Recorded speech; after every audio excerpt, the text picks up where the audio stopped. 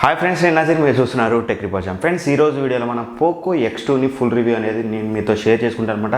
So ఈ ఫోన్లో నాకు నచ్చింది ఏంటి, నచ్చినవి ఏంటి, ఎవ్రీథింగ్ కూడా మీతో ఈ వీడియోలో అయితే షేర్ చేసుకుంటాను.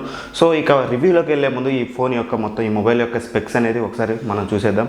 పోకో X2 మనం చూసుకున్నట్లయితే ఇక్కడ స్నాప్డ్రాగన్ 730G ప్రాసెసర్తో వస్తుందన్నమాట. మనం ఈ ప్రాసెసర్ చూసుకున్నట్లయితే మనకి 8 nm మీద బిల్డ్ అయిన ప్రాసెసర్ అనమాట. అండ్ అలానే డిస్ప్లే విషయానికి మనం వచ్చినట్లయితే 6.67 inches full HD plus IPS display వస్తుందన్నమాట. మనకి డిస్ప్లేలో చూసుకున్నట్లయితే 120 Hz రిఫ్రెష్ రేట్తో వస్తుంది. అండ్ మనకి చూసుకున్నట్లయితే క్వాడ్ కెమెరా సెటప్తో వస్తుంది. 4500 mAh బ్యాటరీతో వస్తుంది. మనకి బాక్స్లోనే 27 watt ఫాస్ట్ ఛార్జ్ అనేది ప్రొవైడ్ చేస్తున్నాను. అలానే మనం చూసుకున్నట్లయితే ఆండ్రాయిడ్ 10 ఆపరేటింగ్ సిస్టమ్తో వస్తుంది. MIUI 11 మీద రన్ అవుతుంది. అలానే మనకి ఐఆర్ ప్లాస్టర్ అయితే ప్రొవైడ్ చేశారు. ఫ్రెండ్స్, ముందుగా డిజైన్ అండ్ బిల్డ్ క్వాలిటీ విషయానికి వచ్చినట్టయితే మనకి ఫోన్ అనేది ఫ్రంట్ అండ్ బ్యాక్ కూడా మనకి గొరిల్లా గ్లాస్ 5 ప్రొటెక్షన్తో వస్తుంది అనమాట. సో గ్లాస్ బిల్డ్ అనమాట. ఫోన్ మీకు అనేది చేతిలో పట్టుకుంటే చాలా ప్రీమియం ఫీలింగ్ అయితే కలుగుతుంది. మనం ఏదైతే పోకో F1 ఉందో, పోకో F1 అనేది మనకి లుక్స్ వైజ్ కానీ మనకి బిల్డ్ క్వాలిటీ కానీ అంతగా అయితే బాగుండేది కాదు. కానీ మనం ఇక్కడ చూసుకున్నట్లయితే ఈ మొబైల్ మీరు చేతిలో పట్టుకున్నట్టయితే, ఎస్పెషల్లీ బ్లూ కలర్ మీరు చూసినట్టయితే మీకు చాలా ప్రీమియం ఫీలింగ్ అయితే ఉంటుంది. సో అండ్ అలానే మనం ఇంకోటి చెప్పుకోవాల్సింది ఏంటంటే, ఈ మొబైల్ అనేది కూడా కొంచెం ఎఫ్టీ మొబైల్ అనమాట. కొంచెం పెద్దగా ఉంటుంది మీకు. సో వెడల్పు ఎక్కువ లేకపోయినా సరే మీకు 20:9 రేషియో కాబట్టి మీకు ఈ మొబైల్ అనేది కొంచెం టాల్గా ఉంటుంది. అది కూడా చూసుకోవాలి. కొంతమందికి ఇది నచ్చొచ్చు, నచ్చకపోవచ్చు. ఎందుకంటే ఇది చాలా టాల్గా ఉంటుంది. మీరు మొబైల్ చూసుకున్నట్టయితే మీరు ఒకవేళ మీరు OnePlus 7 Pro కనుక ఇంతకుముందు మీరు చూసినట్లయితే సో ఇంచుమించు అదే సైజులో ఉంటుందన్నమాట. So design and build quality విషయానికి వచ్చినట్టయితే డిజైన్లో మనం ఇక్కడ ఒక చేంజ్ అయితే నోటీస్ చేయొచ్చు. ఇక్కడ మనకి ఏదైతే ఫింగర్ ప్రింట్ సెన్సార్ ఉందో, మనకి సూపర్ AMOLED డిస్ప్లే వాడలేదు కాబట్టి ఫింగర్ ప్రింట్ సెన్సార్ అనేది మనకి బ్యాక్ కూడా ఇవ్వలేదు. సైడ్ ఏదైతే పవర్ బటన్ ఉందో పవర్ బటన్లో ఇచ్చారన్నమాట. సో దీనివల్ల కొన్ని బెనిఫిట్స్ ఉన్నాయి, కాన్స్ కూడా ఉన్నాయన్నమాట. ఫస్ట్ బెనిఫిట్ చూసుకున్నట్టయితే మనం మొబైల్ దిగగానే ఫస్ట్ మనం ఫింగర్ లేదు ఇక్కడ కాబట్టి జస్ట్ ఇలా ప్రెస్ చేయగానే మనకి ఫింగర్ ప్రింట్ అనేది అన్లాక్ అయిపోతుంది అనమాట. సో అది 1 Pro అని చెప్పొచ్చు. కాన్స్ విషయానికి వచ్చినట్టయితే నేను చివరిలో మాట్లాడతాను దీనివల్ల మనకు వచ్చిన ప్రాబ్లం ఏంటనేది. ఇక నెక్స్ట్ మనం చూసుకున్నట్టయితే డిస్ప్లే అనమాట. డిస్ప్లే మీరు చూడొచ్చు, చాలా టాల్ డిస్ప్లే. మీకు 6.67 inches డిస్ప్లే అయితే వస్తుంది అనమాట ఇందులో మీకు. కాకపోతే సూపర్ AMOLED డిస్ప్లే అయితే కాదు, మనకి ఇది ఐపీఎస్ డిస్ప్లే అయితే వాడారు. బట్ ఐపీఎస్ ప్యానల్ అయినా సరే నాకు బాగా నచ్చింది ఏంటంటే ఇందులో వాడిన ఐపీఎస్ ప్యానల్ అనమాట. సో మీకు ఇక్కడ మీరు చూసినట్లయితే స్క్రీన్ క్వాలిటీ అనేది చాలా బాగుంటుంది. అండ్ అలానే విజిబిలిటీ, సన్లైట్ విజిబిలిటీ నేను మీకు ఇక్కడ విజువల్ చూపిస్తాను చూడొచ్చు. సన్లైట్లో నేను దీన్ని చెక్ చేశాను అనమాట. సన్లైట్లో మీరు చూసినట్లయితే ఏదైతే సూపర్ AMOLED అలానే ఇది మీకు రెండు ఆటో మోడ్లో పెట్టి చూసినట్టయితే విజిబిలిటీ అనేది నియర్ టు నియర్ సేమ్ ఉందన్నమాట.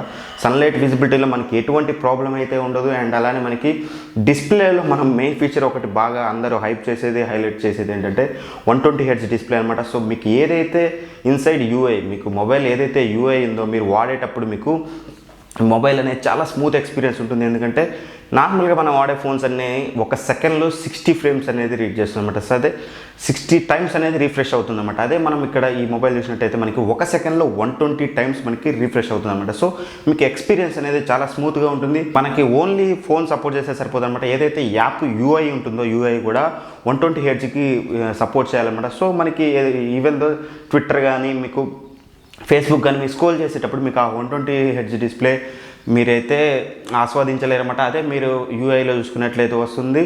అండ్ మనకి ఏదైతే ఇంటర్నల్గా బ్రౌజర్ ఉందో బ్రౌజర్లో కూడా మీరు నెట్ బ్రౌజింగ్ చేసేటప్పుడు, సర్ఫింగ్ చేసేటప్పుడు మాత్రం మీకు 120 Hz ఫీలింగ్ అయితే ఉంటుందన్నమాట. సో అదొకటైతే నోటీస్ చేయండి. సో ఇది పెద్దగా హైలైట్ అందరు చేస్తున్నారు కాబట్టి చెప్తున్నాను. సో ఇది ఒకందుకి ఫీలింగ్ మీకు చాలా బాగుంటుంది. అట్లా అని మొబైల్లో మొత్తం కూడా మీకు 120 Hz ఫీలింగ్ అయితే ఉండదన్నమాట. అండ్ గేమ్స్లో కూడా మనకి ఇది ఆ గేమ్ సపోర్ట్ ఉండాలి. 120 Hz ఆ గేమ్ సపోర్ట్ చేయాలి. ఈవెన్ దో మనకి పబ్జీ చూసుకున్నట్టయితే పబ్జీకి ఇప్పటివరకు 60 frame rate సపోర్ట్ ఉందన్నమాట. సో 120 frame rate సపోర్ట్ పబ్జీకి కూడా లేదు.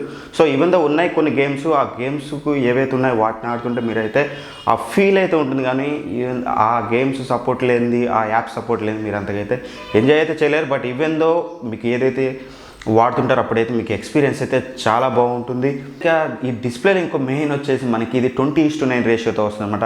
ఎవరైతే నెట్ఫ్లిక్స్ కానీ, అమెజాన్ ప్రైమ్ కానీ, అలానే యూట్యూబ్ కానీ ఎవరైతే వీడియో స్ట్రీమింగ్ బాగా చేస్తారో వాళ్ళకి మొబైల్ అనేది చాలా నచ్చుతుంది అనమాట. ఎప్పుడైతే మీరు ఫుల్ స్క్రీన్ పెట్టుకొని చూస్తారో మీకు ఆ ఎక్స్పీరియన్స్ అనేది చాలా ఇమ్మర్సివ్గా ఉంటుంది అనమాట. ఇంకోటి ఏంటంటే ఇందులో మనకి వైడ్ 1L1 సపోర్ట్తో వస్తుంది అనమాట. సో మనకి షామీలో రెడ్మీ Note 8 Proలో కానీ వాటిలో చూసుకున్నట్టయితే మనకి వైడ్ 1L1 సర్టిఫికేషన్ ఉంది. కాకపోతే మనం అమెజాన్ ప్రైమ్లో హెచ్డీలో అయితే ప్లే చేసి చూడలేం. బట్ ఇందులో మాత్రం మనకి ప్లే అవుతుంది. వైడ్ 1L1 సపోర్ట్ అనేది గ్లోబల్గా ఉందన్నమాట. సో మనకి ఇది సో ఎవరైతే స్ట్రీమింగ్ చేస్తారో స్ట్రీమింగ్ చేసే వాళ్ళకు కూడా ఇది చాలా బాగుంటుంది. ఈవెన్ దో సూపర్ AMOLED కానప్పటికీ ఈ IPS ప్యానల్ అనేది ఖచ్చితంగా సూపర్ AMOLEDకి పోటీ అయితే ఇస్తుందన్నమాట. సో ఖచ్చితంగా స్లైట్ డిఫరెన్స్ అయితే ఉంటుంది, బట్ నెంబర్ 1 IPS డిస్ప్లే అయితే వాడారనమాట. సో నాకు ఇందులో బాగా డిస్ప్లే అనేది చాలా బాగా నచ్చింది. అండ్ నెక్స్ట్ మనం చూసుకున్నట్లయితే పర్ఫార్మెన్స్ అనమాట. పర్ఫార్మెన్స్ విషయానికి వచ్చినట్టయితే మనకి ఇందులో వాడిన ప్రాసెసర్ మనం చూసుకున్నట్టయితే 730G ప్రాసెసర్ వాడారనమాట. సో ఈ ప్రాసెసర్ అనేది గేమింగ్ కోసమే డిజైన్ చేసిన ప్రాసెసర్ అనమాట. సో మీకు పర్ఫార్మెన్స్లో ఎటువంటి ప్రాబ్లమ్స్ డే టు డే టాస్క్లో మీరు నాట్ ఈవెన్ 1 సింగిల్ ల్యాగ్ కూడా అయితే మీరు చూడలేరు. అండ్ ఏదైతే గేమ్స్ ఉంటాయో గేమ్స్లో కూడా నేనైతే పబ్జీ కానీ మీరు చూసుకున్నట్టయితే ఆల్ఫర్ట్ 9 కానీ ఇవన్నీ కూడా ఆడాను. సో మీకు ఎక్కడ కూడా ఫ్రేమ్ డ్రాప్స్ అయితే చాలా తక్కువగా ఉంటాయి. అసలు అంటే మీకు కనపడవు. నేను ఏం చేశానంటే మనకి నేటివ్గా మనకి పబ్జీ అనేది HDRలో అయితే రావట్లేదు అనమాట. HDR సపోర్ట్ లేదు. సో మాన్యువల్గా మనం HDRలో పెట్టుకుని ఆడినట్టయితే కొంచెం అక్కడక్కడ 1 or 2 ఫ్రేమ్ డ్రాప్స్ అయితే ఉంటాయి తప్పితే మీరు ఎప్పుడైతే అల్ట్రా గ్రాఫిక్స్లో కానీ హై గ్రాఫిక్స్లో మీరు ఆడినప్పుడు మీకు నాట్ ఈవెన్ 1 ఫ్రేమ్ డ్రాప్ కూడా మీకు అయితే కనపడదు అనమాట. సో గేమింగ్కి అయితే ఈ మొబైల్ అనేది చాలా బెస్ట్ అని అయితే చెప్తాను. ఇంకా నెక్స్ట్ మనం చూసుకున్నట్లయితే ఇందులో మనకి ర్యామ్ మేనేజ్మెంట్ చూసుకున్నట్లయితే మనకి 6GB ర్యామ్ అనేది స్టార్ట్ అవుతుందన్నమాట. బేస్ వేరియంట్ ఏదైతే ఉందో బేస్ వేరియంటే మనకి 6GB ర్యామ్తో మనకి స్టార్ట్ అవుతుందన్నమాట. సో మీకు ర్యామ్ మెమొరీలో అయితే యాప్స్ అయితే ఉంటున్నాయి. మీరు రెగ్యులర్గా డే టు డేలో వాడే యాప్స్ ఒక 10 కానీ 15 కానీ ఎన్ని యాప్స్ వాడినా సరే మీకు ర్యామ్ మెమొరీలో అలానే ఉంటున్నాయి. ఒకవేళ మీరు గేమ్స్ ఆడినప్పుడు గేమ్స్ కూడా 2-3 గేమ్స్ అయితే మెమొరీలో ఉంచుకుంటుంది. మీరు పెద్ద పెద్ద games PUBG, Fortnite, call of duty ఇట్లాంటి గేమ్స్ అనేవి ఒక 4-5 గేమ్స్ ఒక్కసారి మీరు మెమొరీలో పెట్టినట్టయితే ఖచ్చితంగా ఒక 2 గేమ్స్ని అయితే కిల్ చేస్తుంది. ఎక్కువ శాతం పబ్జీని అయితే కిల్ చేయడానికి అయితే ట్రై చేస్తుంది అనమాట ఈ MI UI అనేది. సో ఒకవేళ మీరు యాప్స్ అయినా సరే ఏదైనా సరే ఒక 3 hours కానీ 2 hours కానీ మీరు వాడకుండా వాటిని అలానే ఉంచినట్లయితే అప్పుడు కూడా మనకి MI UI ఏదైతే ఉందో అది మనకి యాప్స్ని అయితే కిల్ చేస్తుందన్నమాట. ఎందుకంటే మనకి ర్యామ్ మేనేజ్మెంట్ కోసం ఆ UI అనేది కిల్ చేస్తూ ఉంటుందన్నమాట. ఇక నెక్స్ట్ మనం ఇంకో ఫీచర్ ఇంట్లో మనకి చూసుకున్నట్లయితే ఐఆర్ బ్లాస్ట్ అనమాట. సో ఇది కూడా ఒక మంచి ఫీచర్ అని చెప్పుకోవచ్చు. మన ఇంట్లో ఏసీస్ కానీ టీవీస్ కానీ ఎవ్రీథింగ్ మనం ఈ ఐఆర్ బ్లాస్టర్ ద్వారా కంట్రోల్ చేసుకోవచ్చు. ఇది కూడా ఒక కూల్ ఫీచర్ అని చెప్పుకోవచ్చు. అండ్ నెక్స్ట్ మనం చూసుకున్నట్టయితే నెట్వర్క్ అండ్ కాల్ రిసెప్షన్ విషయానికి వచ్చినట్టయితే నేనైతే ఎయిర్టెల్ సిమ్ అయితే వాడాను. సో నెట్వర్క్లో అయితే నెట్వర్క్ రిసెప్షన్ సిగ్నల్ రిసెప్షన్ అయితే మీకు ఎటువంటి ప్రాబ్లం అయితే లేదు. అండ్ అలానే మీకు స్పీకర్ ఏదైతే ఉందో స్పీకర్ కాల్ క్వాలిటీ కూడా చాలా బాగుంది. అండ్ ఇంకో విషయం ఏంటంటే ఇందులో మనకి voice over wifi call feature అయితే మనకి అవైలబుల్గా ఉందన్నమాట. సో మీకు ఎప్పుడైతే మీరు క్లోజ్డ్ రూమ్ కండిషన్లో ఉన్నారు, సిగ్నల్స్ తక్కువగా ఉన్నప్పుడు మీకు వైఫై ఉంటే వైఫై ద్వారా కాల్స్ అయితే చేసుకోవచ్చు. మీకు సిగ్నల్స్లో ఎటువంటి ప్రాబ్లం అయితే ఉండదన్నమాట. ఇక నెక్స్ట్ మనం చూసుకున్నట్లయితే బ్యాటరీ అనమాట. బ్యాటరీ విషయానికి వచ్చినట్టయితే మనకి ఇందులో మనకి 4500 mAh బ్యాటరీ అయితే వాడారనమాట. సో మనకి బాక్స్లో మనకి 27 watts ఫాస్ట్ ఛార్జర్ని అయితే ప్రొవైడ్ చేశారు. సో నేను ఆ 27 ఫాస్ట్ ఛార్జర్ని వాడేసి నేను కరెక్ట్గా జీరోలో నేను ఛార్జింగ్ పెట్టానమాట. సో నాకు 100% ఛార్జ్ అవ్వడానికి అయితే నాకు 75 minutes పట్టింది. 4500 mAh బ్యాటరీని మనకి 75 minutesలో అంటే చాలా ఫాస్ట్గా అంటే 1 hour 15 minutesలో మీకైతే ఛార్జ్ అవుతుంది. ఫాస్ట్ ఛార్జర్ చాలా సపోర్ట్ చేస్తుంది. అదే మనం నేటివ్గా మన రియల్మీ కానీ ఎనీ అదర్ బ్రాండ్లో మనం చూసుకున్నట్లయితే ఒప్పో కానీ ఏ బ్రాండ్ అయినా సరే మనకి 90% వరకు ఫాస్ట్గా ఎక్కి 90 నుంచి 100 అవ్వడానికి మనకి కొంచెం స్లో అవుతుంది. బట్ ఆ ప్రాబ్లం అయితే నేను ఇందులో అయితే నోటీస్ చేయలేదు. మీకు 0 to 100 ఏదైతే ఫస్ట్లో మీకు ఫాస్ట్గా ఛార్జ్ చేసిందో 0 to 100 ఒకే స్టేబుల్గా మీకు ఛార్జ్ అయితే అవుతుంది అనమాట. 75 minutesలో అయితే మీరు ఖచ్చితంగా 100% అయితే ఛార్జ్ చేసుకోవచ్చు. ఇక స్క్రీన్ ఆన్ టైం విషయానికి వచ్చినట్టయితే నాకు ఇంచుమించు 11 hours నుంచి 12 hours వరకు వచ్చిందన్నమాట. సో ఎవరైతే మీ లైట్ యూజర్స్ ఉంటారో లైట్ యూజర్స్కి ఖచ్చితంగా 2 నుంచి 2.5 days అయితే మీకు బ్యాటరీ బ్యాకప్ అయితే వస్తుంది.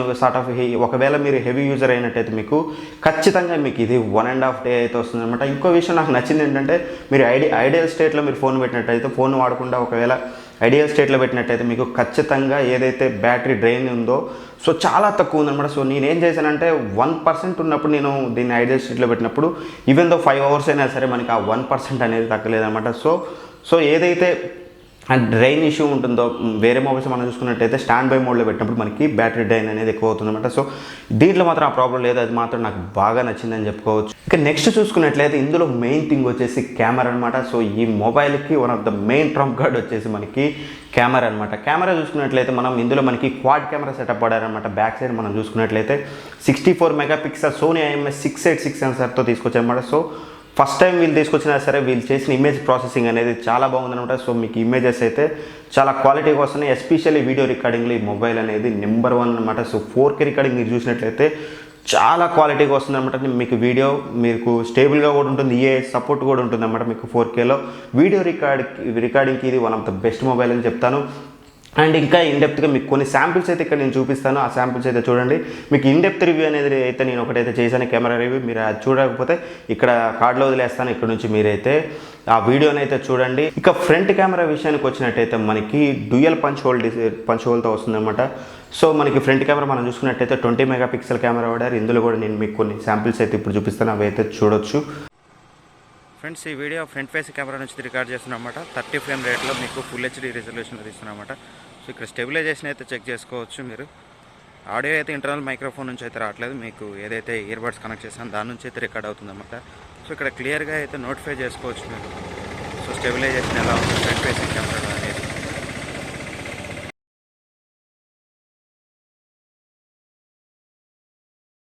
ఫ్రెండ్స్కి మొబైల్లో నాకు నచ్చని విషయాలు, కాన్స్ విషయానికి వచ్చినట్టయితే ఫస్ట్ వచ్చేసి మనకి ఏదైతే సిమ్ స్లాట్ ఉందో మనకి ఇది డెడికేటెడ్ స్లాట్ అయితే ఇవ్వలేదన్నమాట, హైబ్రిడ్ స్లాట్ ఇచ్చారు. సో మనకి బేస్ వేరియంట్ వచ్చేసి 6GB ర్యామ్ ఉన్నా సరే మనకి రామ్ అనేది 64GBతో ఉంటుంది. ఈ రోజుల్లో 64GB అనేది సరిపోదు అనమాట. సో మనం ఒకవేళ మెమరీ కార్డ్ పెట్టి ఎక్స్టెండ్ చేసుకోవాలంటే మనకి ఇక్కడైతే ఇబ్బందిగా ఉంటుందన్నమాట. సో నాకు అది ఒక కాన్ అయితే అనిపించింది. ఒకవేళ మీరు మొబైల్ కొనాలనుకుంటే ఒక 1000 రూపీస్ వేరియంట్లో 17,000లో మీకు 6 + 128GB వస్తుంది. అడిగితే 128GB తీసుకోమని చెప్తాను. కానీ నెక్స్ట్ కాన్ విషయానికి వచ్చినట్టయితే స్పీకర్ పొజిషన్ అనమాట. స్పీకర్ పొజిషన్ మీరు చూసుకున్నట్టయితే ఇక్కడ కింద ఇచ్చారనమాట.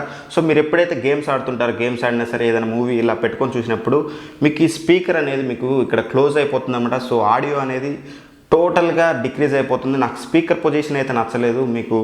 మీరు గేమ్స్ ఆడేటప్పుడైనా సరే, ఈవెన్ దో మీరు స్ట్రీమింగ్ చేసేటప్పుడైనా సరే మీకు ఇది ఒక మేజర్ ప్రాబ్లం అనిపించింది నాకు. నేను ఇలా ఎప్పుడు స్ట్రీమింగ్ చేసి నేను ఎక్కువగా ఇలా చూస్తుంటాను, ఇలా చూసినప్పుడు ఆడియో అనేది చాలా తగ్గిపోతుంది. ఇది కూడా నాకు ఒక మేజర్ కాన్ అని అయితే అనిపించింది. ఇక కెమెరాలో కాన్ విషయానికి వచ్చినట్టయితే మనకి ఏదైతే పోర్ట్రైట్ షాట్స్ ఇస్తామో, నార్మల్ షాట్స్ కానీ వీడియోస్ కానీ ఎవ్రీథింగ్, మ్యాక్రో కానీ ఎవ్రీథింగ్ బాగా వస్తున్నాయి. పోర్ట్రైట్ షాట్ తీసినప్పుడు ఏమవుతుందంటే మనకి వైట్ ఇష్గా వస్తుంది. నేను మీకు ఇందాక చూపెట్టాను కదా షార్ట్స్, ఈవెన్ దో ఇప్పుడు కూడా మీకు చూపిస్తాను.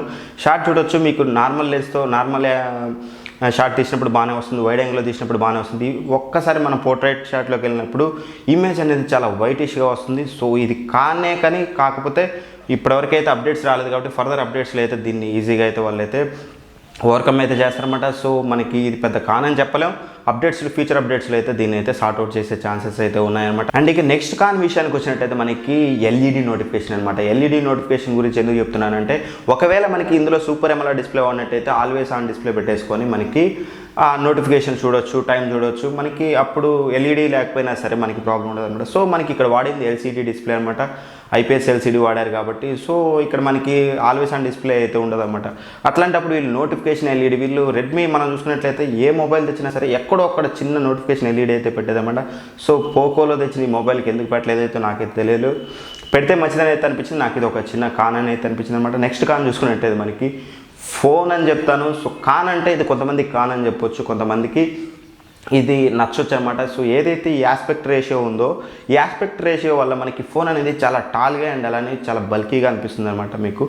సో పెద్ద ఫోన్ వాడగలిగే వాళ్ళకి ఏం లేదు. ఎవరైతే చిన్న చిన్న phones S series, S9 series కానీ, S10 కానీ, శాంసంగ్ మొబైల్స్ వాడే వాళ్ళకి, ప్రీమియం మొబైల్స్ వాడే వాళ్ళకి ఒకవేళ ఈ మొబైల్ పట్టుకుంటే చాలా హెవీగా అనిపిస్తుంది అనమాట. సో ఇది అందరికీ కానైతే కాదనమాట. చాలామందికి స్ట్రీమింగ్ చేయడానికి మాత్రం చాలా బాగుంటుంది మొబైల్, బట్ క్యారీ చేయడం ఇవి కొంచెం ప్రాబ్లం అయితే ఉంటుంది. ఫోన్ అయితే మీకు అంత హెవీగా అయితే ఉండదు అనమాట. ఫోన్ మీకు చూడడానికి టాల్గా ఉన్నా, బల్కీగా ఉన్నా సరే మీకు వెయిట్ అయితే అంతగా అయితే ఏం లేదు. వెయిట్ బ్యాలెన్స్ అయితే బాగానే ఉంటుంది. మీకు 208 గ్రామ్స్ ఉంటుంది.